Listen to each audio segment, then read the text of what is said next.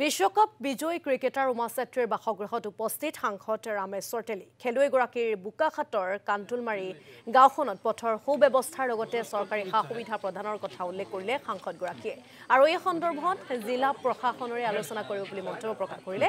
ইফালে বোকাখাটৰ প্ৰাক্তন বিধায়ক জিতেন গগৈয়ে উমা চেত্ৰীৰ বাসগৃহৰ ওচৰতে এখন ষ্টেডিয়াম নিৰ্মাণৰ প্ৰস্তাৱো আগবঢ়ালে।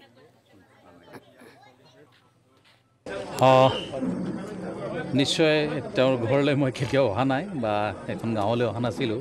কান্দুলবাৰী গাঁও এখন ভিতৰুৱা ঠাই আৰু এই ভিতৰুৱা ঠাইৰ পৰা উমা নিচিনা এজনী ছোৱালীয়ে আজি ভাৰতৰ প্ৰতিনিধিত্ব কৰিছে। এইটো এটা অকল এইখন গাঁৱৰে নহয় বা অসমৰে নহয়, ভাৰতবৰ্ষৰ কাৰণে এটা গৌৰৱৰ বিষয়। আৰু আমি টিভি যোগেদি যেতিয়া গম পালোঁ আৰু ময়ো গোলাঘাটলৈ আহিছিলোঁ আজি, তো মই ভাবিলোঁ নিশ্চয় উমা ঘৰলৈ যাম আৰু ঠিক তেনেকৈ আজি উপস্থিত হৈছোঁ। তেওঁক শুভেচ্ছা জনাইছোঁ, ভগৱানে তাক শক্তি দিয়ক আৰু আগুৱাই যাওক, সেইটো আমি কামনা কৰিছোঁ।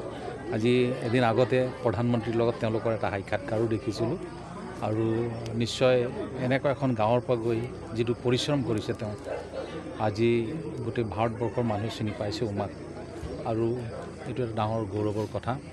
আজি ৰাতিপুৱা যেতিয়া মই গোলাঘাটলৈ আহিছিলোঁ তেতিয়া মুখ্যমন্ত্ৰী ডাঙৰীয়াই আমাক জনাইছিলে যে তেওঁৰ ঘৰত পাৰিলে যাব লাগে আৰু ঠিক তেনেকৈ আজি আহিছোঁ তাৰ ঘৰলৈ আৰু ইতিমধ্যে গম পাইছোঁ যে তেওঁলোক 4জন ভাই ককাই আৰু তাই চবতকৈ সৰু আৰু এনেকুৱা এটা ভিতৰুৱা গাঁৱত তেওঁৰ ঘৰ আৰু ভগৱানে তেওঁক শক্তি দিয়ক আৰু আগুৱাই যাওক, সেইটো আমি